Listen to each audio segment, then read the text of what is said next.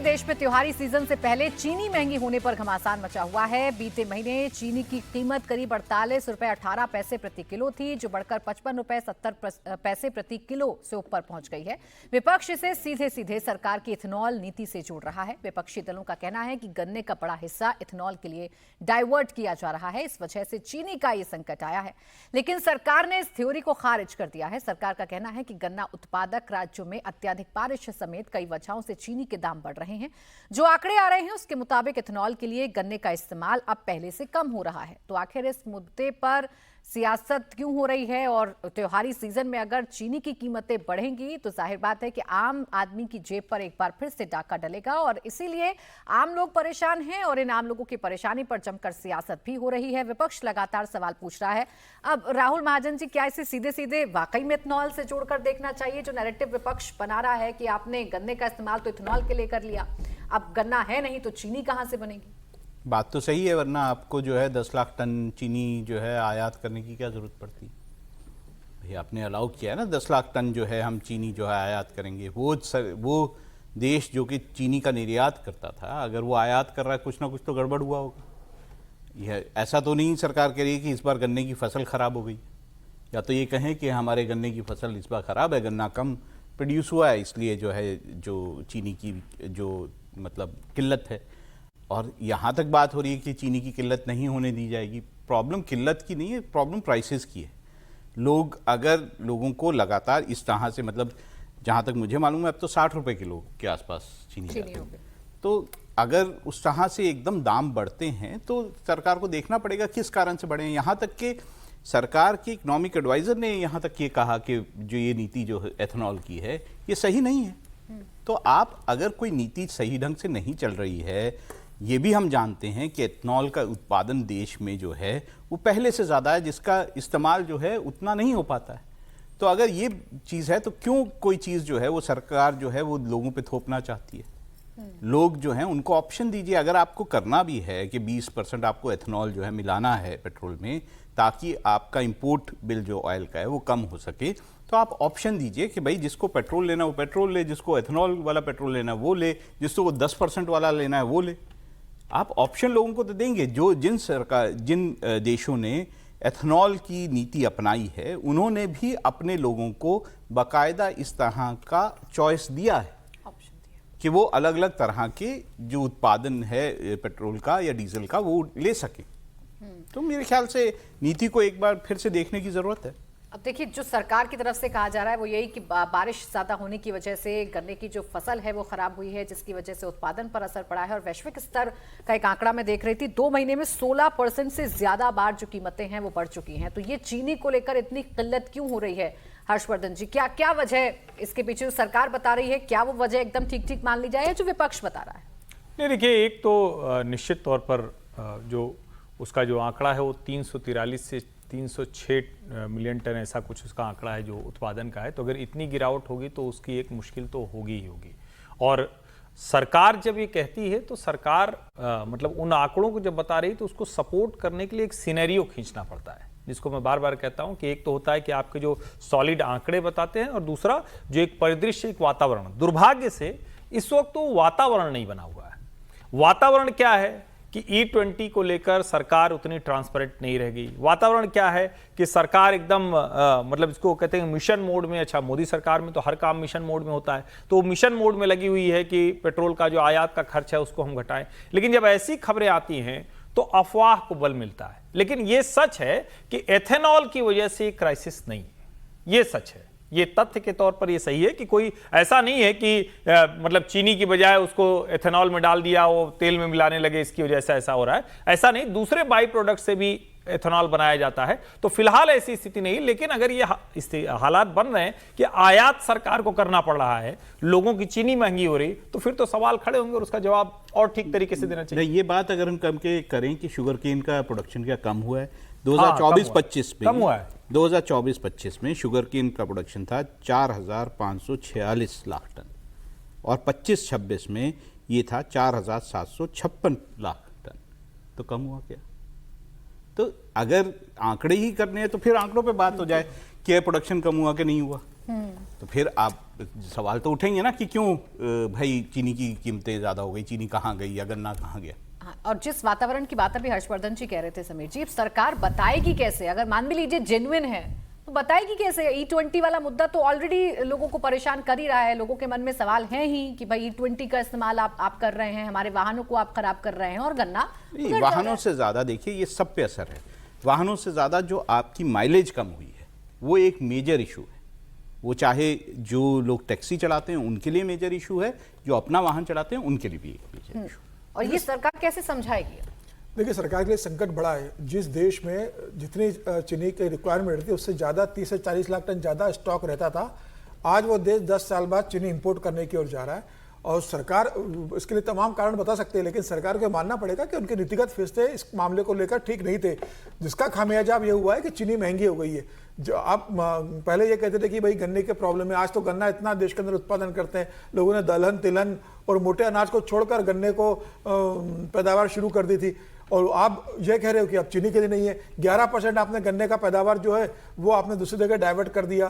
तो चीनी को लेकर सरकार की कोई पॉलिसी नहीं है। और आज जो शुगर मिल्स जितना कंट्रोल कर रही है, हालांकि सहकारिता मंत्रालय तो अमित शाह जी के पास है, वो खुद सहकारिता मंत्रालय कंट्रोल करते हैं। चीनी की सबसे बड़ी ज़्यादा मिले है, जिस तरीके से महाराष्ट्र के अंदर है, वो सब परेशान है। वो कह रहे हैं कि भाई अब हमें इसका नुकसान उठाना पड़ेगा सरकार को लेकर। आपने यूएस और यूके के लिए कहा कि एक्सपोर्ट नहीं कर पाओगे। तो मुझे लग रहा है कि सरकार का नीतिगत कहीं बड़ी चूक हुई है और सरकार को उसको करेक्टिव स्टेप अब लेना पड़ेंगे कि क्या गन्ने को आपने डाइवर्ट कर दिया E20 के लिए, इसके कारण हम इसके प्रोडक्शन पर असर हुआ है, या क्या कारण रहा है कि चीनी अचानक से इतनी महंगी हो गई। और जब ये इसका शॉर्टेज पड़ रहा था तो सरकार ने कालाबाजारी रोकने के लिए क्या किया। खबर ये भी आ रही है कि चीनी की जब शॉर्टेज हुई तो तमाम महाराष्ट्र में तमाम जगह इसकी कालाबाजारी शुरू हो गई है। कई लोगों ने इसको स्टॉक करना शुरू कर दिया है कि समय आने पे कीमतें बढ़ा देंगे। तो क्या सरकार ऐसे लोगों को जो स्टॉक कर लेते हैं उनके खिलाफ सरकार ने कोई कार्रवाई की है? तो सरकार को अभी से फैसला लेना पड़ेगा, त्वरित कार्रवाई करनी पड़ेगी। जिस तरीके से प्राइस बढ़ रही है और फिलहाल कोई ऐसा सरकार की तरफ से नजर नहीं आ रहा कि आने वाले दिनों में इसकी कीमतें कम होंगी। अभी कुछ ही दिनों बाद दिवाली का त्यौहार आ रहा है, अभी उस समय सबसे ज्यादा खपत चीनी की होती है मिठाइयों को लेकर। तो क्या उस समय फिर मतलब महंगाई की मार आम जनता पे मिठाई को लेकर तमाम चीजों को लेकर पड़ने वाली है? तो सरकार के सामने बड़ी चुनौती है। अब सरकार इसको कैसे देखेगी, देखने वाली बात होगी। सरकार को चीनी को लेकर और E20 को लेकर और गन्ने के इस्तेमाल को लेकर एक नीतिगत फैसला लेना पड़ेगा कि भाई अगर हम वहां डाइवर्ट करें तो हम यहाँ पर महंगी देंगे। लेकिन ऐसा नहीं हो सकता ना कि आप कहो कि हमने पेट्रोल सस्ता महंगा ना पड़े इसलिए हमने चीनी महंगी होने दी वहां पर। तो सरकार को इसको लेकर एक व्यापक फ्रेमवर्क लेकर आना पड़ेगा, तभी से छुटकारा मिलेगा। वरना ये चीनी का जो स्वाद है वो सरकार को बहुत कड़वा उत्तर प्रदेश के चुनाव में भुगतना पड़ेगा। ये चीनी का असर गरीबों तक और हर घर तक पहुंचने वाली बात है और हर चीज चीनी से जुड़ी हुई है। बिल्कुल। और त्योहार अब सर पर थोड़ा सा फिर से आंकड़े के तौर पर अक्टूबर 2025 से सितंबर 2026 का जो एडवांस एस्टीमेट आया था वो 343 लाख टन का था गन्ने के उत्पादन का। जो अभी का डोमेस्टिक प्रोडक्शन है वो 306 लाख टन है। इतनी गिरावट आई है, ये आंकड़े के तौर पर मैं बता रहा हूं। और जो जिसको हम कह रहे हैं ना कि क्या स्थितियां थी, उसमें ये भी है कि चूंकि जो गन्ने में बीमारियां लगी उसकी वजह से भी ये उत्पादन कम हुआ है, जो अलग अलग बीमारियां हैं। और जो एथेनॉल मिलाने का है वो 12% से 9% रहा है, यानी वो गिरा है। तो एथेनॉल का उससे कोई सीधा लेना देना नहीं, ये तथ्य के तौर पर। देखिए, ये तो सब तथ्य हैं, लेकिन जो बयानबाजी हो रही है विजय जी, एक बयान में बिहार सरकार में मंत्री श्रवण कुमार का भी देख रही थी, अजीबोगरीब बयान। एक तो जनता परेशान हो रही है महंगाई की मार से, और उल्टा आप बता रहे हैं कि इस देश में डायबिटिक लोग हैं, चीनी पहले से ही लोगों ने कट कर रखी है, तो कोई ज्यादा प्रभाव पड़ेगा नहीं अगर चीनी के दाम बढ़ जाते हैं। तो ये भी तो मुश्किल है ना सरकार के लिए, ऐसे बयानवीरों को भी तो खामोश करना होगा पहले। अब ये तो बहुत सारे मौके आ चुके हैं जब केंद्र सरकार के मंत्री अलग अलग चीज़ों के अलग अलग कारण देते रहे हैं और वो उससे सरकार को कोई फायदा हो रहा है, ऐसा तो मुझे नहीं लगता। दोनों बातें ठीक हुई। शुगर को लेकर, शुगर केन को लेकर क्या हुआ, फिर मैं एक फिगर देख रहा था कि एथेनॉल का जो शेयर है शुगर से, वो पहले 12% था जो पेट्रोल के लिए यूज कर रहे थे शुगर को। अब 23 में 25 में 24-25 में ये घटकर 9% हो गया। मतलब शुगर से जो एथेनॉल बना रहे हैं पेट्रोल और पेट्रोल के लिए यूज कर रहे हैं, वो पहले 12% यूज कर रहे थे, अब वो 9% हो गया। तो इसका मतलब वो कारण तो नहीं है। पहली बात ये साफ हो गई। गन्ने का प्रोडक्शन हुआ। अब जो 3 कारण कल सरकार ने बताए थे, एक प्रोडक्शन में कमी, एक होर्डिंग और एक कोई और कारण बताया था, वो तीनों कारणों के लिए सरकार जिम्मेदार है। अगर होर्डिंग हो रही है, मुख्यमंत्री जी या सरकार के मंत्री कह रहे हैं होर्डिंग हो रही है, तो कौन जिम्मेदार है इसके लिए? सरकार। कैसे होर्डिंग होती है? हाँ, प्रोडक्शन पर भी एस्टिमेटेड प्रोडक्शन यदि कम हो रहा है तो ये भी सरकार की जिम्मेदारी है कि हम कैसे प्रोडक्शन को देखते हैं कि कहाँ किस चीज़ का प्रोडक्शन क्या हो रहा है। सरकारों की नीतियों में यही काम होता है ना। और उसके बाद भी प्राइस कंट्रोल नहीं हो पा रही तो ये भी सरकार की जिम्मेदारी है। और यदि आप, और फिर जो बात बार बार यहाँ पर उठती रही है, खासतौर से हर चीज़ बात पर जोर देते रहे हैं कि ट्रांसपेरेंट क्यों नहीं हो रही सरकार इस पूरे खेल में। एथेनॉल को लेकर, पेट्रोल को लेकर, पेट्रोल में एथेनॉल की मिलावट को लेकर, एथेनॉल का शुगर के साथ शेयर को लेकर, एथेनॉल में मेज़ और जो चीज़ें से जिससे बन रहा है उस सब को लेकर जो अमेरिका से इंपोर्ट कर रहे हैं, इतने सारे कारण हैं जिन पर सरकार को सामने आना चाहिए। और अगर वो नहीं आ रहे तो फिर शक करने में कोई बहुत, मैं आपको ना एक और, जैसे अभी हर्षवर्धन जी बोल रहे थे, मैं आपको पीआईबी का एक और आंकड़ा देता हूँ जुलाई का, ठीक है? पीआईबी का आंकड़ा है, डिस्प्यूट नहीं किया जा सकता। महाराष्ट्र के बारे में ये आंकड़ा है। The production of sugar cane has increase from 1099.70 lakh ton during 2024 to 1316.45 lakh ton.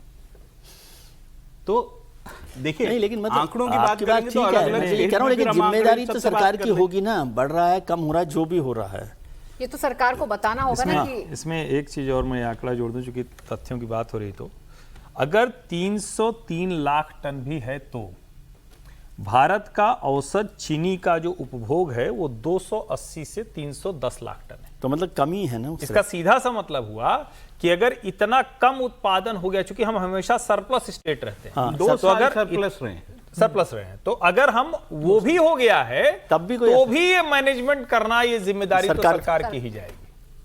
बस चूंकि एथेनॉल वाले मैं इसलिए कह रहा था राहुल जी, क्योंकि एथेनॉल वाला जो तथ्य है वो कारण नहीं है जी। बाकी ठीक है, बाकी उस पर डिबेट हो सकती है, हो ही रही है। हम और ये बात कर रहे थे, सरकार में बहुत सारे मंत्री इस बारे में बात कर रहे थे कि एथेनॉल का प्रोडक्शन बढ़ाना चाहिए, लोग नई फैक्ट्रियां लाना चाहते हैं, उसको बढ़ावा देना चाहिए, ये सारी बातें हो रही थी। क्यों हो रही थी? इंडस्ट्री तो ये कह रही है मेरे पास एथेनॉल ज्यादा है, सरप्लस है, क्यों बढ़ाना चाहते हो? कहाँ बेचोगे जाके?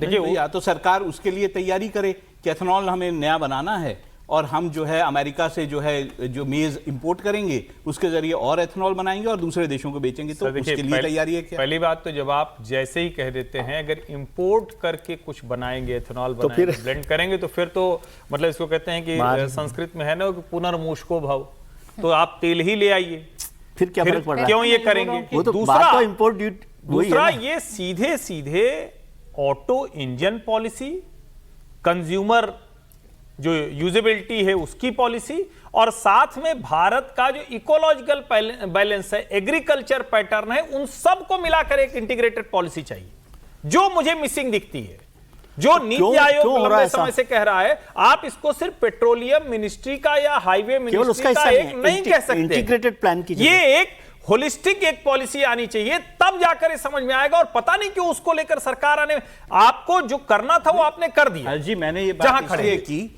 क्योंकि आपने अमेरिका से वादा किया कि हम आपका मेज जो है इंपोर्ट करेंगे। सर थोड़ा सा इसमें सिर्फ अमेरिका से या कहीं से भी आया हुआ, हम लोग इस पर पहले भी बात कर चुके हैं, कोई भी आयातित एथेनॉल में भारत में इस्तेमाल नहीं होता है। ये सिर्फ जानकारी के लिए, कोई भी पेट्रोल ब्लेंडिंग में, पेट्रोल ब्लेंडिंग बिल्कुल नहीं काम हो रहा। देखिए, लेकिन दूसरी बात मैं कह रहा हूं, तो आप कई तरीकों से बना सकते हैं। नहीं सर, लेकिन कोई भी आयातित इस्तेमाल, क्योंकि तथ्य मैं ये बता रहा हूं कि पॉलिटिकल आपने क्या इंटरनेशनल लोगों से बात की, आपने कहा ना मेज को लेके आएंगे। मैं दूसरी बात कह रहा हूं, एक लाइन छोटी सी, कि पॉलिटिक्स में इलेक्शन, खास तौर से इलेक्टोरल पॉलिटिक्स में महंगाई एक बड़ा मुद्दा होता है, और महंगाई में चीनी महंगा होना सबसे घातक हो सकता है किसी भी सरकार के लिए। प्याज से भी ज्यादा, प्याज एक है, चीनी जो है ना कड़वाहट ला देती है। सर आप चीनी और प्याज की बात कर रहे हैं, मैं तो कह रहा हूं कि इलेक्टोरल पॉलिटिक्स में संदेह सबसे खतरनाक होता है। वो कितना महंगा पड़ता है, भरोसा तो आप रेट ही नहीं लगा पाएंगे, भरोसा खत्म कर देता है। संदेह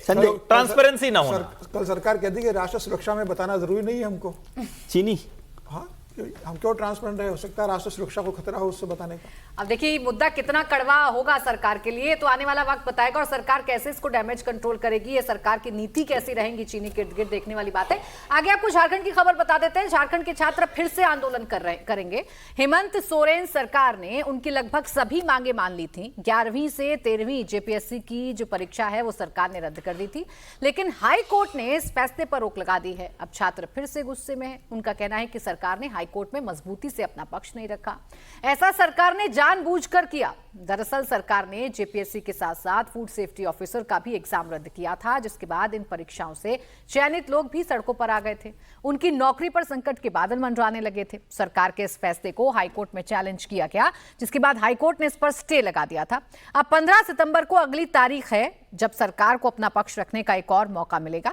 छात्र नेता देवेंद्र नाथ महतो का कहना है कि कल यानी कि 24 अगस्त से हम परीक्षा सुधार यात्रा निकाल रहे हैं।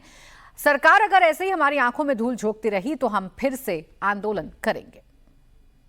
सरकार का मंशा हम लोग को संदेह लग रहा है और इससे पूरे छात्र परेशान है, हताश है और कहीं न कहीं ठगा महसूस कर रहे हैं। इसीलिए हम लोग इस आंदोलन को और व्यापक रूप देने के लिए भर्ती व्यवस्था सुधार यात्रा आगामी 24 अगस्त 2024 दिन सोमवार से कर रहे हैं और अगला जो 15 सितंबर को जो अगला सुनवाई है, अगर उस दिन मजबूती से सरकार अपना पक्ष अपना दलील नहीं रखती है तो आगे हम लोग मुख्यमंत्री आवास का घेराव करेंगे, पूरा झारखंड बंदी करेंगे, पूरा चक्का जाम करेंगे।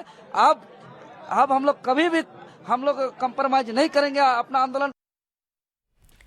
अब झारखंड में मुसीबत खत्म नहीं हो रही है, लगा कि आंदोलन खत्म हो जाएगा, लेकिन हाईकोर्ट ने जैसे ही सरकार के फैसले पर रोक लगाई, छात्र फिर से सड़कों पर आ रहे हैं। और इसमें दूसरा पहलू ये भी है कि जो छात्र प्रोटेस्ट में शामिल थे उन पर एक के बाद एक मुकदमे भी दर्ज हो रहे हैं। यानी कि जंतर मंतर पर जो ढील छात्रों को मिली वो झारखंड सरकार नहीं दे रही है। झारखंड सरकार मुकदमे भी दर्ज कर रही है और प्लस जो फैसले लिए गए थे उस पर भी हाईकोर्ट ने रोक लगा दी है। अब ये कितना बड़ा मसला समीर जी बनेगा या ये एग्जैक्टली समस्या सुलझेगी कैसे?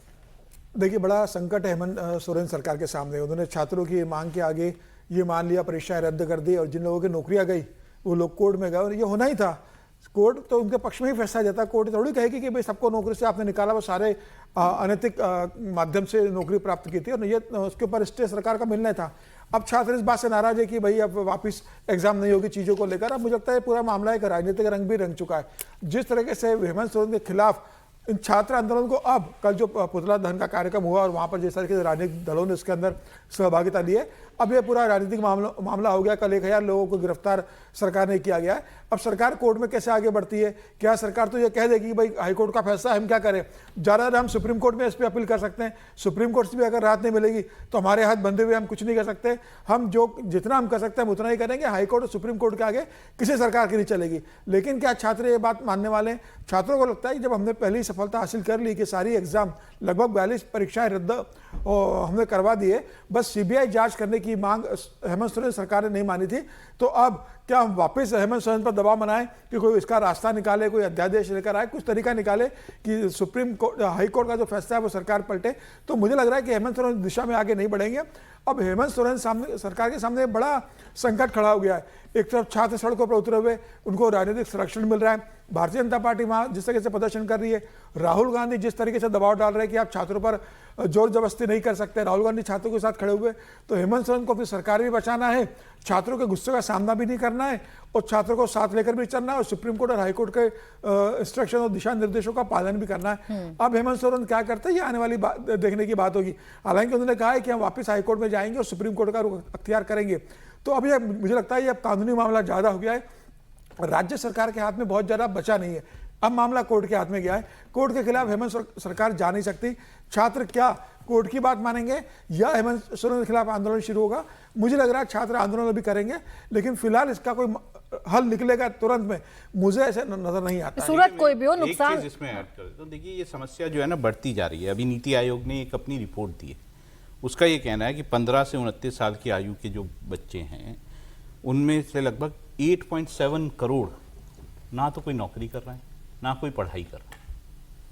तो ऐसे में जब आपका इतना बड़ा यूथ जो है इतनी बड़ी संख्या में वो कुछ नहीं कर रहा है, तो ये आंदोलन ये सारी चीज़ें सरकार के प्रति ये कहना कि वो हमारे लिए कुछ करे, हमारे कोई नौकरी दिलवाए या कुछ करे, ये सब चीज़ें जो हैं ये आगे जाके और बढ़ेंगी। इससे अच्छा है कि सारे राज्य सरकारें भी और केंद्र सरकार भी इस ओर सोचे कि उस यूथ को कैसे इंगेज किया जाए, बिल्कुल कैसे उसको समझाया जाए। देखिए अगली खबर है, दिमागी नक्सल को लेकर विवाद थमने का नाम नहीं ले रहा है, लगातार इस पर बयानबाजी हो रही है। कांग्रेस के तमाम बड़े नेताओं के बाद अब पार्टी के अध्यक्ष मल्लिकार्जुन खड़गे का बयान सामने आया। खड़गे ने पीएम मोदी पर दिमागी नक्सल को लेकर अटैक करते हुए कहा कि पीएम मोदी रोजगार, महंगाई और निवेश पर क्यों नहीं बोलते। खड़गे कर्नाटक के कलबुर्गी पहुंचे थे, जहां उन्होंने कहा कि पीएम देश के लिए आप क्या कर रहे हैं उस पर बात कीजिए। ಯೂಸ್ ಮಾಡ್ತಾ ಇದ್ದಾರೆ ಇವತ್ನಾಳ ಮೋದಿ ಅವರು, ಅದು ಅಲ್ಲಲ್ಲ ದಿಮಾಗಿ ನಕ್ಸಲೈಟ್ಸ್, ದಿಮಾಗಿ ನಕ್ಸಲೈಟ್ ನೀವು ಬರ್ತೀವಿ, ಸೊ ನಾವೆಲ್ಲ ದಿಮಾಗಿ ನಕ್ಸಲೈಟ್ಸ್. ನೀನ್ ಇದೇ ರೀತಿಯಾಗಿ ಮಾಡಿದ್ರೆ ಈಗೇನು ಯುವಕರು ಇದ್ದಾರಲ್ಲ ಅವರಿಗೆ ನಿಮಗೆ ಬೆನ್ನತ್ತು ಹೊಡಿತಾರೆ. ನೀವು ದಿಮಾಗಿ ನಕ್ಸಲೈಟ್ಸ್ ಅನ್ನೋದು, ಅರ್ಬನ್ ನಕ್ಸಲೈಟ್ಸ್ ಅನ್ನೋದು ಬಿಟ್ಬಿಡಿ. ನೀವು ದೇಶಕ್ಕಾಗಿ ಏನ್ ಮಾಡ್ತೀರಿ ಅದು ಹೇಳಿ, ಎಂಪ್ಲಾಯ್ಮೆಂಟ್ ಬಗ್ಗೆ ಹೇಳಿ, ಇನ್ಫ್ಲೇಷನ್ ಬಗ್ಗೆ ಮಾತಾಡಿ, ಇನ್ವೆಸ್ಟ್ಮೆಂಟ್ ಬಗ್ಗೆ ಮಾತಾಡಿ, ದೇಶದ ಜನರ ಕೈಗೆ ಕೆಲಸ ಕೊಡೋದು ಮಾತಾಡಿ. अभी जो दिमागी नक्सल वाला शब्द प्रधानमंत्री ने कहा, इस पर विवाद थम नहीं रहा और सवाल यही है हर्षवर्धन जी की शब्द इतना चुभ क्यों रहा है, इस पर इतनी प्रतिक्रियाएं क्यों आ रही हैं? नहीं, मुझे थोड़ा एक तरह से कहें कि क्या कहें उसको, उसके लिए कोई शब्द नहीं मिल रहा है कि मैं क्या कहूँ। हतप्रभ भी नहीं कह सकता, दुखी भी नहीं कह सकता, आश्चर्यजनक भी नहीं कह सकता। कोई अपने आप को दिमागी नक्सल से रिलेट कैसे कर सकता है? देश का पूर्व गृह मंत्री जो नक्सलियों के खिलाफ बहुत आयरन हैंड से लड़ाई लड़ रहा था, उसने लिख दिया कि मैं भी दिमागी नक्सल हूं। और उसको समझने के लिए भारत में आतंकवादी आते हैं तो उनके दिमागी आतंकवादी कौन है? शहबाज शरीफ है, असीम मुनीर है, मौलाना मसूद अजहर है, और जो आतंकवादी हैं ऐसे वो हैं। क्या कोई भी पार्टी भारत में जो लोकतांत्रिक तरीके से काम कर रही है, उसके नेता अपने आप को दिमागी नक्सल कह सकते हैं? प्रधानमंत्री नरेंद्र मोदी ने लाल किले से बड़ा स्पष्ट कहा, सीधा शब्द था, हथियारी नक्सल समाप्त हो गए, दिमागी नक्सल को समाप्त करना। ऑब्वियस है, कोई भी जो विचार होता है वही आगे अच्छा कर देता है। जिसको अभी हम बात कर रहे थे, दुनिया का कोई भी इनोवेशन कर दे, और वही विचार होता है जो आतंकवादी पैदा कर देता है। इन्हीं नक्सलवादियों ने देश के हजारों परिवारों को उजाड़ दिया, बर्बाद कर दिया। 500 से ज्यादा स्कूल तो सिर्फ और सिर्फ छत्तीसगढ़ में उड़ा दिए, 250 से ज्यादा अस्पताल उड़ा दिए, मोबाइल टावर, सड़क और वो सब छोड़ दीजिए। जाने कितने लोगों के हाथ पैर वो जीवन भर अब नहीं रहेंगे, वो चलने के लिए विकलांग हो गए, उनकी स्थिति खराब हो गई। आप जरा सोचिए। और इसीलिए मैं कह रहा हूं कि इतना संवेदनहीन, राष्ट्रीय सुरक्षा के साथ खतरा देखते हुए भी ऐसा संवेदनहीन व्यवहार कर रहे हैं। प्रधानमंत्री ने जो कहा वो उनके लिए कहा जो नक्सलियों को सपोर्ट करते हैं, उनके लिए जो खाद पानी तैयार करते हैं, उनके लिए जो वैचारिक तौर पर, अगर कांग्रेस पार्टी उसमें जुड़ जाए तो फिर मैं कहता हूं, मैं क्या कहूं, हतप्रभ अपने को कहूं या कौन सा शब्द कहूं, मुझे नहीं सूझ रहा है। बचना चाहिए इससे। लेकिन ये तो विजय जी इसको ऐसे लेकर जा रहे हैं ना, कांग्रेस के जितने भी नेताओं को आप सुनिए, विपक्ष के जितने भी नेताओं को सुनिए, वो इसको इस तरीके से लेकर जा रहे हैं कि जो इस सरकार के खिलाफ बोलता है उसे प्रधानमंत्री ने दिमागी नक्सल बोल दिया, और उसमें वो अपने आप को जोड़ रहे हैं। यही सारा झगड़ा है कि आप दिमागी नक्सल जो समझ रहे हैं जो लोग अपने आप को, और जिसके लिए सरकार ने बोला, ये जो डेफिनेशन है और डिस्टिंक्शन है सरकार और राष्ट्र का, उसका घालमेल सारा आपने कर दिया है। आप सरकार को ही राष्ट्र समझने लगे, समझे? जब सरकार को राष्ट्र समझते हैं तो फिर जो लोग सरकार के खिलाफ होते हैं उनको आप दिमागी नक्सल के तौर पर देखते हैं।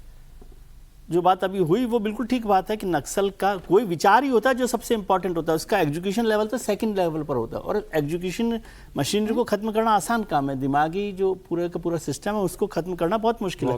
वो पूरी दुनिया में चल रहा होता है अलग अलग तरीके से। लेकिन क्या उस शब्द का इस्तेमाल आप वाकई उन लोगों के लिए कर रहे हैं नियत में जो नक्सलवाद को बढ़ाने के लिए, आतंकवाद को बढ़ाने, मैं केवल नक्सल की बात नहीं कर रहा, आतंकवाद को बढ़ाने के लिए या देश के खिलाफ काम करने के लिए कर रहे हैं, या उसका इन प्रैक्टिकल टर्म्स इस्तेमाल डेरोगेटरी तरीके से भी, केवल ये नहीं है कि मैं कोई उनको गोली मारने की बात हो रही है, डेरोगेटरी तरीके से यदि सरकार के खिलाफ बोलने वालों के लिए कर रहे हैं तो ये भी उतनी की उतनी चिंता की बात है। ये महत्वपूर्ण है। और इसी को विपक्ष नैरेटिव के तौर पर सेट भी उसको कर उसी रहा है। तरह से कर रहा है। यही बता रहा है कि ये सिर्फ हमारे लिए कहा जा रहा है, ये सरकार के जो विरोधी हैं उनके लिए कहा जा रहा है।